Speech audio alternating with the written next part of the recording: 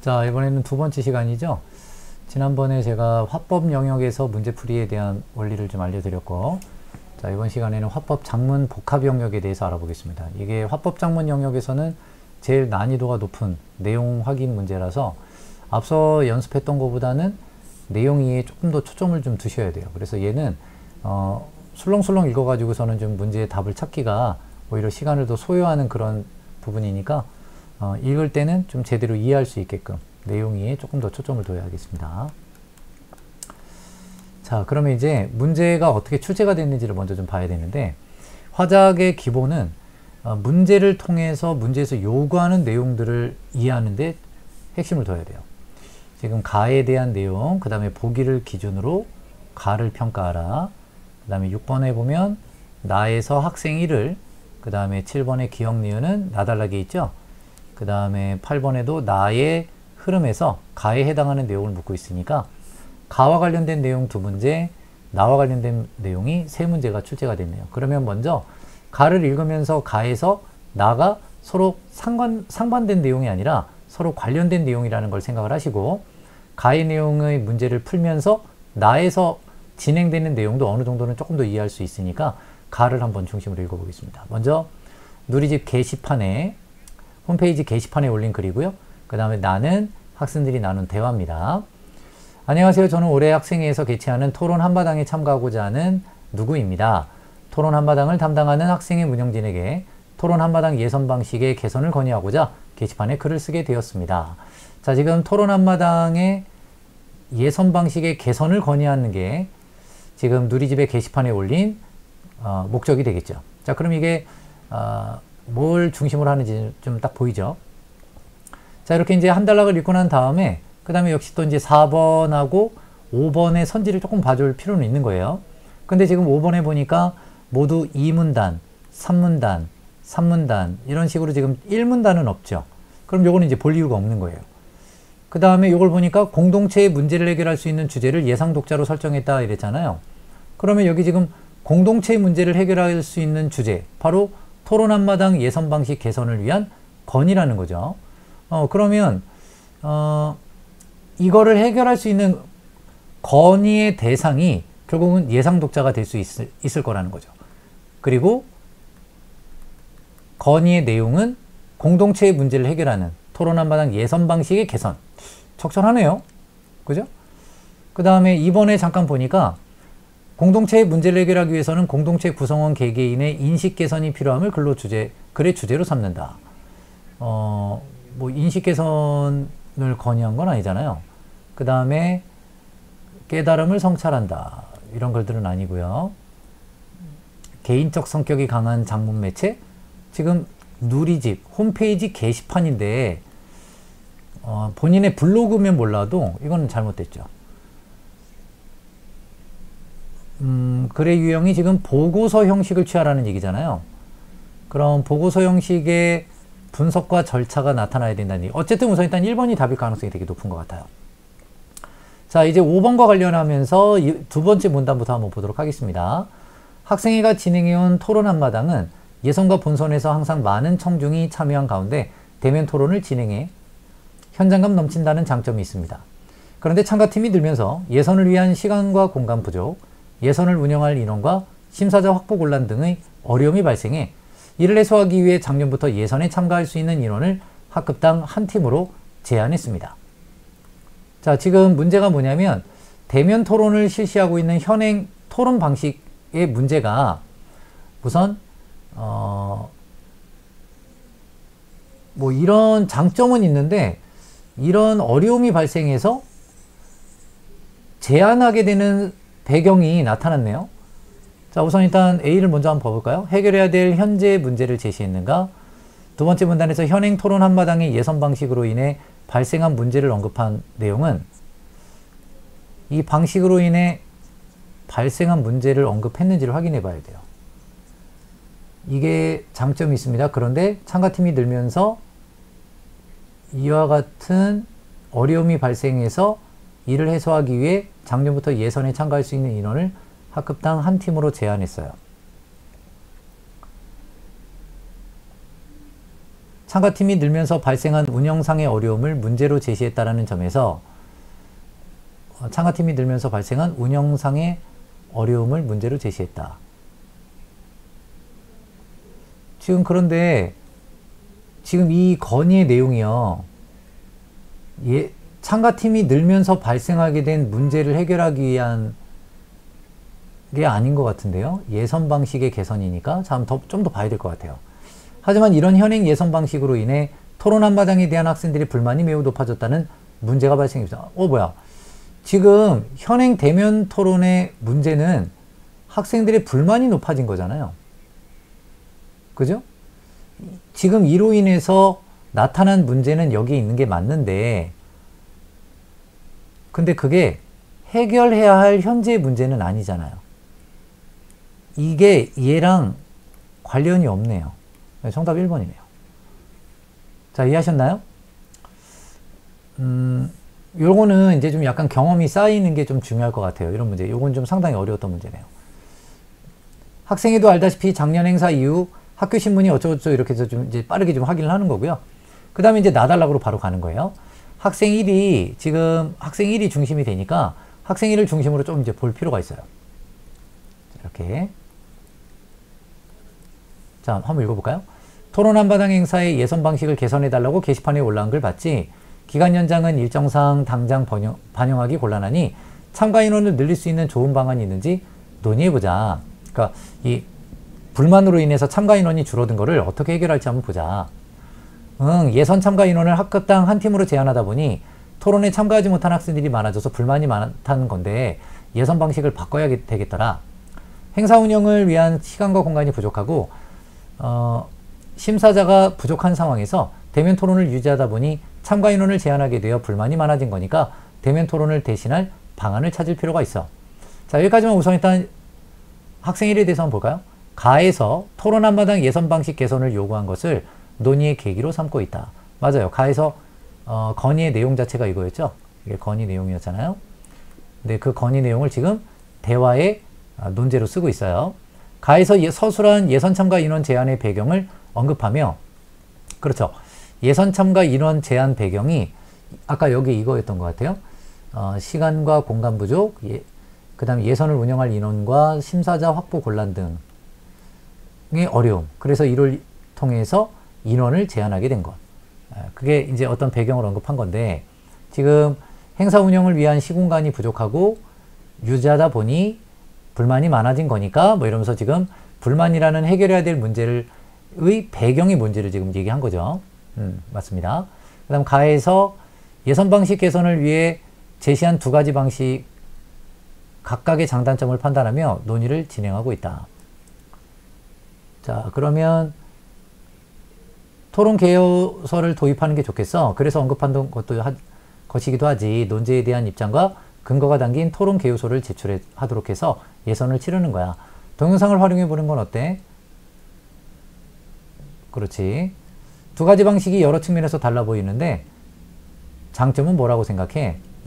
그러면 우선 일단 여기서 두 가지 방식의 논의를 나타내긴 하는데요. 그럼 가에서 예선 방식 개선을 위해 두 가지 방식을 제시했는지 확인해야 되겠죠. 그럼 결국 다 읽어야 되네요. 자, 이거를 해결하기 위해 더 많은 학생이 참여할 수 있도록 예선 방식을 개선해 주세요. 현행 평가 방법인 대면 토론을 유지하려면 예선 기간이 짧아 참여자를 제한할 수밖에 없으니 예선 기간을 연장해 주시기 바랍니다. 예선 기간 연장을 하지 않는다면 다른 방법을 마련해 주세요. 인근 학교 중에서도 유사한 방식으로 이를 해결한 사례가 있습니다. 이 학교들에서는 대면 토론의 기간을 연장하거나 대면 토론 대신에 예선에서 토론 개요소로 평가하니까 많은 학생들이 예선을 참가할 수 있었습니다. 토론 한마당 예선의 기간을 연장하는 방식이나 평가 방법을 변경하는 방식으로 현행의 예선 방식을 개선하면 학생들이 더 많이 참가할 수 있게 되어 불만이 해소될 것입니다. 그럼 여기서 제시한 두 가지 방식은 기간을 연장하는 방식이거나 평가 방법을 변경하는 방식이었어요. 네, 여기서 두 가지 방식은 토론 개요서의 방식, 여기서 얘기한 거 맞죠? 그 다음 동영상을 활용하는 건데 여기서는 지금 동영상이 없었잖아요. 그럼 가에서 예선 방식을 위해 제시한 두 가지 방식은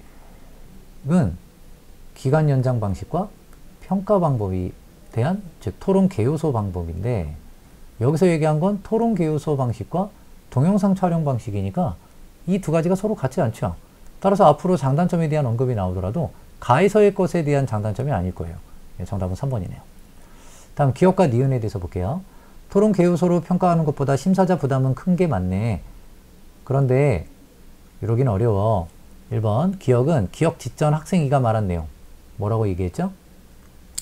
동영상 촬영을 하려면 참가팀들의 별도의 장비를 준비해야 해서 번거로워. 또 토론 개요소와 다르게 대면 토론만큼 시간이 필요하니까 많은 팀이 참가한다면 심사자의 평가 부담이 클 것 같아. 그랬더니 이제 학생 3이 기억에서 토론 개요소로 평가하는 것보다 심사자 부담은 큰 게 맞네. 맞다 그랬으니까 긍정 맞습니다. 그런데 이러긴 어려워. 추가로 자신의 의견 맞죠? 그럼 정답 1번이네요. 그죠? 자, 이번에는 나의 흐름과 같이 정리할 때 가에 해당하는 내용으로 적절한. 여러분 이런 건 한번 또 읽어보실 필요는 있어요. 대안에 대한 검토예요. 대안 두 가지 나왔었죠. 동영상 촬영하는 거랑. 자, 동영상 방식의 장점으로 참가자들이 시간과 장소를 자율적으로 활용할 수 있다는 점이 언급됐다. 그러면 찾아야죠. 이렇게 동영상 제출을 하면 시간과 장소 정할 수 있고 맞네요. 그 다음 동영상 방식을 하면 대면 토론에 비해 심사자 섭외의 부담을 줄일 수 있다. 그 다음에 토론 개요소 평가할 때와 달리 소통의 과정을 평가할 수 있다는 장점이 있다. 또 동영상 촬영을 하려면 장비를 준비해야 돼서 번거롭고, 지금 대면 토론에 비해 심사자 섭외의 부담을 줄일 수 있다라고 하는 건 심사자 평가에 부담이 주는 건 오히려 토론 개요소에 해당하고요. 또 심사자 섭외와 관련한 것도 동영상이 아니죠. 네. 그럼 요거는 동영상의 장점이 아니네요. 그죠? 정답은 2번이 되겠습니다. 자, 이런 식으로 우선 일단 제가 5문제를 풀어나갈 때 가와 관련된 내용에서 선지 지어나가고 나와 관련된 내용이 있는데 이거는 조금 빨리 읽을 수 있는 능력이 좀 필요하고 또 문제의 유형을 역적용하지만 궁극적으로 내용의 능력이 필요해요. 자, 그렇게 좀 참고를 하시고요. 다음 문제로 한번 가보겠습니다. 자, 이번에는 2021학년도 수능 문제로 한번 연습을 해볼게요. 앞서 했던 거를. 이때는요, 이렇게 4문제가 출제가 됐었어요. 2개씩. 우선 이것도 문제를 보시면 대화의 흐름을 고려할 때 기억 미음에 대한 이해를 묻고 있죠. 이거 가와 관련된 정보예요. 그 다음에 5번을 보면 학생 1이 활동 1을 준비하며 작성한 메모인데 가마 중에 가의 학생 1의 발화에서 확인할 수 있는 내용을 골라보래요. 그 다음에 학생 2가 가를 바탕으로 세운 계획 중에 나에 반영되지 않은 건 이 학생 2의 내용을 발화의 내용과 여기서 이야기하는 것들이죠. 뭐 제목, 1문단, 2문단. 그래서 이런 게 있기 때문에 여러분들은 나달락을 읽을 필요가 없이 얘를 읽으면서 이걸 읽는 거예요. 그러니까 이렇게 화법작문은 문제를 많이 풀어보면서 이 문제 유형, 출제 유형에 따라서 지문을 어떻게 정보 활용하느냐를 연습하는 게 되게 중요한 거예요. 다음 7번에 보시면 모둠활동 내용인데 이에 따라 나를 평가한 내용이에요. 그럼 이 내용을 가지고서 나를 평가할 거니까 역시 나를 다 읽고 가는 게 아니라 이걸 기준으로 한번 또 찾아보는 거예요. 자, 예를 들어서 이제 4번을 한번 봐볼게요. 먼저 가는 비평문 쓰기 모둠활동에 학생이 나눈 대화이고 나는 작성한 초고. 그럼 이 작성한 글은 비평문이겠죠. 그죠? 그럼 비평문 쓰기 모둠활동에서 활동 1은 모둠활동을 통해 비평문에서 다룰 현황과 관점을 정하는 거예요. 그리고 활동 2는 우리 학교 학생들을 예상 독자로 활동 1의 결과를 바탕으로 초고를 작성해 보는 게 이제 활동입니다. 그럼 얘가 활동 2가 되겠죠. 그럼 이제 활동 1이 가에 해당한다라고 볼 수가 있어요. 그러면 오늘은 내가 모둠장 할 차례니까 진행해 볼게. 지난번에 비평문에서 다룰 현안에 대해 각자 찾아보기로 했잖아. 의견 나눠볼까? 그래, 시사성이 있으면서 우리 학교 학생들도 고민해 볼 만한 현안을 다루기로 했었지. 1번, 상대가 언급한 내용을 구체화하여 확인하고 있다. 그렇죠. 이러기도 했었지. 이랬잖아요. 앞에서 이야기한 거에 대해서. 맞아. 그거에 대해서 이러기도 했었지. 맞아. 나는 우리 학교 학생들의 독서 실태 개선으로 하는 게 좋을 것 같은데. 근데 그건 교재에서 다룬 적이 있어서 내용이 겹치지 않을까? 2번. 자신의 견해를 밝히고 있죠. 그러니까 쓰지 말자는 얘기겠죠. 그러네. 그럼 어떤 걸로 하지? 얼마 전에 읽은 신문기사 중에 장소의 획일화에 대한 내용이 인상적이었는데 그건 어때? 장소의 획일화에 대해 조금 더 얘기해 줄래? 조금 더 얘기해 달래요. 추가 정보 요청. 맞습니다. 장소가 본 모습을 잃고 다른 장소와 유사하게 변한 것을 말해. 그렇구나. 우리 학교 근처에 있던 골목길도 다른 지역과 비슷한 거리로 변해버렸잖아. 우리의 추억이 깃든 장소인데 이것도 장소의 획일화가 아닐까? 그렇죠. 확인 질문하고 있어요. 그래, 그게 장소 획일화의 사례 중에 하나라고 볼 수 있을 것 같아. 그러고 보니 우리 학교 학생들도 경험했을 만한 내용이네. 장소 획일화를 현안으로 다뤄보자. 자, 그럼 이제 현안으로 뭘 다룰지를 정했어요. 이렇게 여기 활동일의 목적에 부합하는 걸 찾았죠. 좋아. 근데 장소의 획일화가 나쁜 점만 있을까? 인기 있는 명소를 따라 해서 획일화된더라도 관광객이 늘면 이익이 될 수 있잖아. 물론 이익이 될 수 있겠지. 근데 획일화된 장소는 금방 식상해져서 관광객이 줄지 않을까? 그렇게 되면 이익 역시 줄어들게 될 거고. 나도 그렇게 생각해. 그럼 장소의 획일화에 대해 부정적 관점으로 비평문을 쓰기로 해보자. 그래. 그럼 장소의 획일화로 어떤 문제가 생길 수 있는지 더 생각해 볼까? 정확히 파악했는지 확인하는 질문이 아니고요. 추가 정보를 요청하는 것이죠. 그죠? 정답은 5번이네요. 자, 그럼 이제 학생일에 발화해서 확인할 수 있는 내용들 확인해 볼까요? 활동일과 관련해 지난 활동에서 논의한 사항을 환기했느냐? 그렇죠. 학생일이 지난 시간에 그 다음 비평문에서 나를 현안을 선정했느냐? 교재에 실릴 비평문을 참고자료로 제시하라. 아니죠. 이런 얘기는 없었어요. 매체에서 찾은 현안. 그렇죠. 매체에서 아까 시사성이 있는 내용에 대해서 신문기사 중에 지금 학생일을 중점적으로 보는 거예요. 신문기사에서 장소 획일화에 대해서 봤잖아요. 그럼 요건 맞죠? 그럼 가와 다는 들어가야 되죠. 가와 다는 들어가야 돼요. 그쵸? 여기 지금 단지 란지 선생님 잘 안 보이네요. 가와 다는 반드시 들어가야 되고요. 그 다음에 유의해야 될 점이 뭔지는 학생일의 언급에서 찾을 수가 없죠. 역할 분담을 제한했다. 아무래도 다양성이 줄어드니까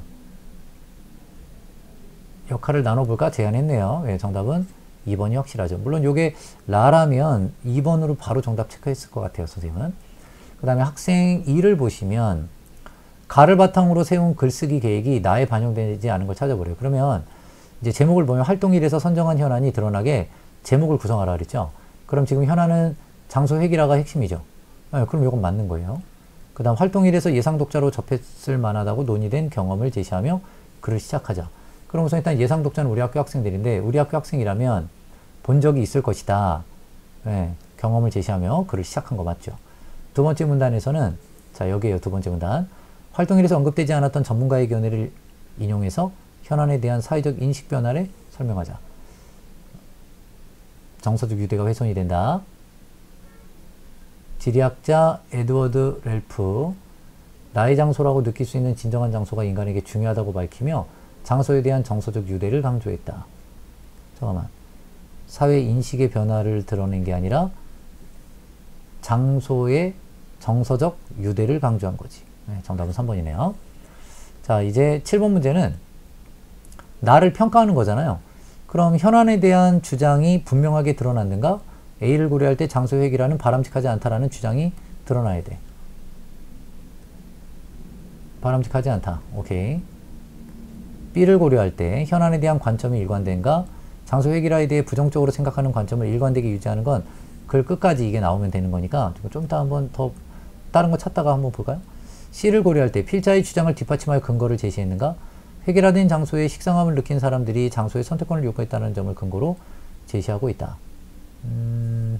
이건 좀 읽어봐야 될 것 같은데요. 그쵸? 나머지도 볼게요. 지울 수 있는 걸 최대한 지우는 거예요. C를 고려할 때 장소가 획일화되면 인간이 장소에서 느끼는 정서적 유대와 안정감이 훼손된다. 왠지 이건 있을 것 같긴 하죠. 아까 봤을 때. 그 다음 D. 필자가 선택하지 않은 관점을 비판할 근거를 제시했는가? 경제적 효과가 지속되기 어렵다. 그럼 빠르게 한번 볼게요. 또한 장소가 획일화가 되면 장소로 인해 얻을 수 있는 경험의 다양성도 줄어든다. 교내 학술지에 소개된 우리 동네 보고서를 보면 이렇듯 장소가 획일화되어 차별성이 사라지게 되면 경험을 할 수 있는 장소의 선택폭이 좁아진다. 그런데 장소의 획일화가 불가피하다고 주장하는 이들도 있다. 그들은 경제적 효과를 얻기 위해서 유행하는 장소를 따라 할 수밖에 없다고 말한다. 그러나 이것은 적절하지 않다. 지속되기 어렵기 때문이다. 경제적 효과가. 요거 괜찮은 것 같아요. 장소의 가치는 장소가 가진 고유한 특성에 기인한다. 이처럼 장소의 획일화에서 벗어나 고유한 가치를 지키려고 노력해야 된다. 그게 이제 정서적인 안정감을 얘기하는 것 같아요. 안정감을 주지 못한다. 그렇습니다. 이거 괜찮아요. 그럼 처음부터 끝까지 우선 일단 이 획일화가 되는 건 부정적으로 보고 있는 거 맞네요. 네, 그럼 정답은 3번이 정답이 되겠습니다. 자, 이런 식으로 여러분들이 보시다시피 그 지문 내용과 문제를 볼 때 이 지문을 꼼꼼하게 읽고 문제로 들어가는 비문학 독해랑은 약간 다르다는 걸 좀 느끼셨으면 좋겠어요. 하나 더 보도록 하겠습니다. 자, 이번에는 2020년도 수능 문제를 한번 풀어보도록 할게요. 역시 패턴은 똑같습니다. 가는 토론의 일부이고 나는 과제, 토론 후에 과제를 쓴 초고이다. 자, 우선 일단 4번 문제 보니까요. 가의 입론을 쟁점별로 정리해봤대요. 인공지능을 활용한 면접은 편리한가, 경제적인가, 객관적인가. 이 세 가지가 나올 거라는 거죠. 그 다음에 A, B에 대해서 묻고 있어요. 이거 지금 모두 가와 관련된 문제입니다. 그 다음에 가의 청중으로 참여한 학생이 나를 쓰기 위해 작성한 학습 과제장의 일부인데 나에 반영되지 않는 게 뭐네요. 여러분 이런 건요. 당연히 나의 사실 확인을 먼저 하는 게 먼저겠죠. 근데 나가 더 짧죠. 그럼 저 같으면 나를 먼저 읽어요. 그 다음 7번 나의 끝부분에 새로운 문단을 이어 쓴다고 할 때 그럼 이게 친구의 조언이 조건이잖아요. 그럼 이런 조건에서 거의 다 답이 나와요. 그럼 이제 우선 일단 나달락을 읽어볼까요? 학생의 초고. 인공지능을 면접에 활용한 것은 바람직하지 않다. 인공지능 앞에서 면접을 보느라 진땀을 흘린 인간의 모습을 생각하면 너무 안타깝다. 미래 인공지능이 인간의 고유의 영역까지 대신할 거라고 사람들은 말하는데 인간을 대신할 수 있을까? 인공지능과의 관계는 어떠해야 할까? 근데 1문단에서 인간의 모습에 대한 느낌, 아까 뭐라 그랬어요? 안타깝다 그랬죠? 나왔네요. 그 다음 두 번째 문단. 인공지능은 인간의 삶을 편리하게 돕는 도구일 뿐이다. 인간이 만든 도구인 인공지능이 인간을 평가할 수 있는지에 대해 생각해 볼 필요가 있다. 도구일 뿐인 기계가 인간을 평가하는 건 정당하지 않다. 인간이 개발한 인공지능이 인간을 판단한다면 주체와 객체가 뒤바뀌는 상황이 발생할 것이다. 그러니까 주체와 객체가 뒤바뀌기 때문에 정당하지 않다. 이런 얘기죠. 인공지능이 지닌 기술적 결함을 근거로 활용해 기계가 인간을 폄하하는 것이 정당하지 않음을 강조해야겠어. 정당하지 않음을 강조하긴 했지만 기술적 결함이 아닌 주체와 객체의 전도 때문이죠. 네, 정답은 2번이 되겠네요. 그럼 이제 친구의 조언을 볼까요? 1문단에서 제기한 첫째 물음에 대해서 너의 의견, 입장을 드러내야 할 것 같아. 그러면 대신할 수 있을까? 이에 대한 답이 나와야 돼요. 그 다음에 둘째 물음에 대해서는 뭐였죠? 관계가 어떠해야 될까? 이것은 이 문단에 썼던 두 단어를 활용해 그렇죠. 두 단어를 통해 주체와 객체가 뒤바뀌는 상황이 나타나면 안 된다는 내용이 나와야 될 거예요. 그러면 인간을 대신할 수 있을까요? 없죠. 대신할 수 없다. 괜찮네요. 보조하는 도구여야 된다. 맞아요. 우위에 있을 수 없다. 그렇죠. 대체할 수 없다. 맞죠. 객체인 인공지능을 위한 인간의 태도가 중요한 게 아니라 이건 좀 애매하긴 하지. 그 다음에 주체와 객체에 대한 이야기. 인공지능과 인간 소통의 사회적 관계 형성은 불가능하다. 불가능하다까지 갈 수는 없죠. 인간은 인공지능과 공존할 수 있는 길? 공존? 그렇죠. 인공지능이 지속적으로 발전하고 있으므로 인간이 객체가 되는 날이 머지않았다. 어떻게 되어야 할까? 관계를 모색한 거지. 이렇게 위기에 대한 불안감을 제시하는 게 아니라. 인간이 주체이고 객체일 뿐임을 명심하라. 괜찮습니다. 정답은 4번. 이렇게 찾으면 되겠고요. 자, 그럼 이제 가달락을 읽어야 되잖아요. 그러면 가달락에서 찬성 1, 찬성 1, 반대 1 이렇게 나왔잖아요. 그럼 이걸 이제 빠르게 보는 거예요. 인공지능을 면접에 활용할 것이 바람직하다라는 논제로 토론을 진행하겠습니다. 저희는 바람직하다고 생각합니다. 지원자는 편리성이 있어 편리하다라고 보는 거네요. 그리고 경제적인 측면도 크대요. 입장을 때와 장소를 가리지 않고 여기 나왔죠? 시공간에 구애받지 않고 괜찮네요. 이건 뭐 번호가 없었구나. sorry. 그 다음에 면접의 요소에 소요되는 인력을 줄임으로써 경제적 효과가 크다. 비용 절감의 사례가 나왔는지 봐야 되겠지. 실제로 회사에서는 그렇죠. 사례 나왔네요. 그 다음에 면접관의 주관에 영향을 받지 않고 일관된 평가 기준을 객관적이다. 찬성 1. 이거는 지금 반대 신문한 거니까 빼야 되겠네요. 그래도 여기서 계속 볼까요?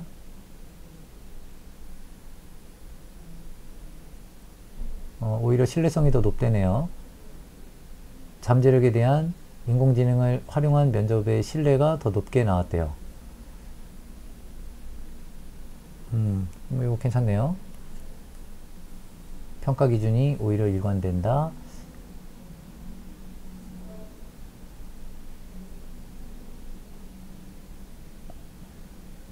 잠깐만요. 평가 기준에 대한 이야기가 여기 나왔네요. 일관된 평가 기준. 그렇죠. 그럼 이제 반대 1에서 찾아야 돼요. 반대 1. 자, 우선 이 문제는 먼저 한번 봐볼까요? 기존 면접에서는 면접관의 주관이 개입될 여지가 있다고 하셨는데 면접 상황에서 중요하지 않을까요? 그랬더니 판단하기 어렵습니다. 오히려 신뢰성이 높습니다. 비율도 더 높게 나왔습니다. 반대 2는 상대 측이 제시한 근거의 적절성에 의문을 제기하며 맞습니다. 적합한 사례를 요구했다. 사례를 요구하지는 않았네요. 찬성 1은 상대 측의 이의 제기에 대해 반박하며 그렇죠. 얘가 그렇지 않다라고 자신의 주장의 타당성을 자료를 통해 제시했다. 설문조사 여기 나왔네요. 설문조사. 네, 맞죠? 네, 그럼 정답 2번이겠네. 그죠? 자, 이제 반대 1의 입장에서 저희는 바람직하지 않다. 기술적 결함이 있다. 기술적 결함이 오히려 문제가 될 수 있다. 불편을 초래한다. 맞네요. 인공지능의 면접은 비용 절감의 효과에 주목해서는 안 되고 장기적인 관점에서 봐야 되는데 오히려 경제적 가치를 창출할 인재를 놓치게 될 수 있다. 오케이. 맞죠.